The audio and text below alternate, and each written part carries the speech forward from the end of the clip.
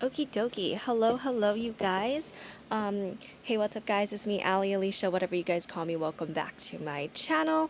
It is Saturday, August 16th, and today we are going to be talking about something a little bit more serious than usual. I mean, I know that I've always been talking about like my cancer stuff and everything, but or should I put that right there? My cancer stuff and everything, but today, sorry, my hair is a wreck. I'm a wreck. Today we are going to be talking about what's currently happening. So, it's been a short week or whatever that I've been going back and forth about this, but I decided that I am going to talk about it. So, as you guys all know, I have cancer, and for the last 16, 18 months or something, my cancers have consistently been growing. So that means I'm going to have to start some type of treatment. I recently went up to San Diego to go and get my second opinion, have a consultation with a surgeon, and redid a bunch of blood work and genetic testing. And then I had my follow-up MRI, and then I had another MRI, and I did urine metanephrines, catecholamines, or whatever it's called, to rule out paragangliomas. My 2-hour MRI scan ruled out paragangliomas, so yay, no secondary cancer as of right now. But I did inquire about fertility preservation during my appointment when I was in San Diego, and then I brought it up again here with my follow-up appointment in back here in Hawaii, and I decided, well, we haven't come up with a complete decision yet, but I'm leaning towards going to get treatment for fertility preservation on the off chance that I be able to carry children one day or have children. I did my blood work for that. I did my ultrasound. Right now, there's only about 6 follicles, but I've been on birth control for the last over 10 years already. So there is a chance that that will change. I guess. I'm not completely sure. I have my follow-up appointment in 2 weeks to figure out what the game plan is. But in the meantime, it is going to cost around $7,000 for all of this. The exact number, that it's going to cost is $6,675.39, not including medication to start this fertility preservation cycle. Livestrong Fertility has approved my application for the medications, so I think they will be covering the full amount. But at the start of the cycle, if I decide to go through with it, I will need to have about that $7,000, and I don't know what to do. On my Ko-Fi page, I did put that up there. I don't want to make another GoFundMe, but I'm thinking about it. I'm probably gonna have to take out another loan. To be honest, guys, it's not a lot at this point, but it is still a good amount. I do have about $8,000 worth of medical debt still that I've been trying to pay off, and it's gonna add up so fast. I've been so grateful to have such great insurance and everything, and I've been grateful that I've found a job currently. I started working back in March as a supervisor, part-time supervisor, so the hours are all over the place. Sometimes I get 16 hours, sometimes I get 27, and that type of consistency just isn't really working out for me, and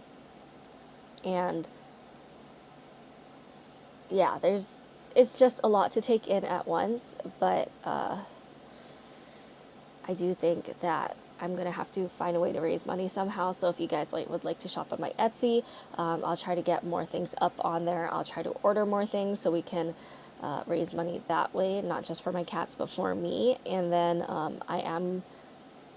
when I do start my cancer treatment, I think there's a pretty good chance that I will need to take some time off from working. I don't know if I'm going to lose my job, but I'm going to have to take some time off from working, because a lot of the people that are on the certain medications that I might be going on, they have some of them, a good chunk of them have a hard time doing their daily things. So we'll see what happens. Hopefully I won't need to take time off of work. because I will have that other loan, but I do need to raise that $7,000 somehow. I don't know how I'm going to do it yet, but we'll figure it out. So I guess just a quick recap of like how all of this started. I had emergency surgery in 2013.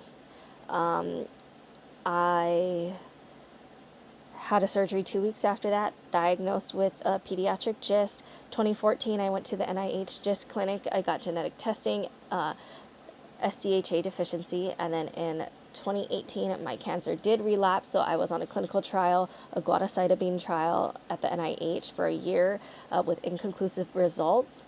And then I've been on a wait and watch since 2019, and then in the last year and a half or 18 months, my tumors went from, like, it slowly was like 1, then 2, then 3, and then now there's 5. So now we're currently watching the 5 tumors.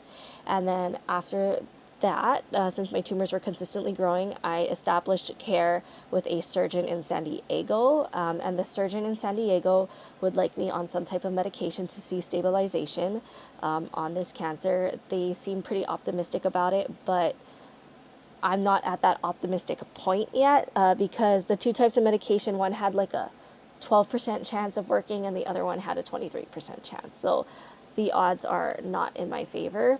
But if I want the surgery, I am going to have to start going through these different treatments. But at the same time, my SDHA deficiency makes it hard to do these treatments. Technology has grown a lot over the last 12 years since I got diagnosed, but it's still, there's still just not a lot of options for me. And then because I'm going to possibly be starting this oral chemo or something that might affect my fertility, I am 27 years old, and I think I do want to be like a parent one day, but if I'm not able to, I'm not able to. But at the same time, it's something that's really hard for me to accept, and I would like to try to go through at least one cycle to retrieve some eggs just in case. Hopefully, I don't know. But from the sounds of it, you need to have 6 good follicles to get at least 1 good egg. But I barely have 6 follicles right now. I don't know if that's because of birth control. I don't know how it all works. And then, I also skipped the part that, like, I did go out to San Diego for that consultation. We did the blood work, genetic testing. I think we got those results back. I'm going to get those results in 2 weeks on the 25th, I believe.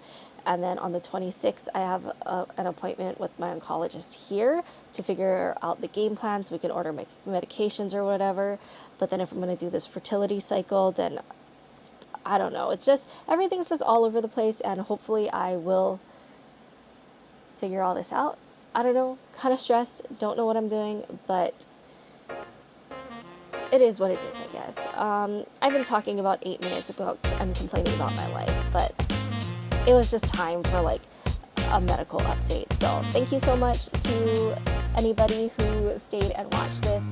I don't know if anybody will have enjoyed this video, but thank you so much for being here. Don't forget to like, comment, and subscribe. Hit the notification bell if you'd like to see more of my videos in the future. And I'll see you guys again soon for another vlog.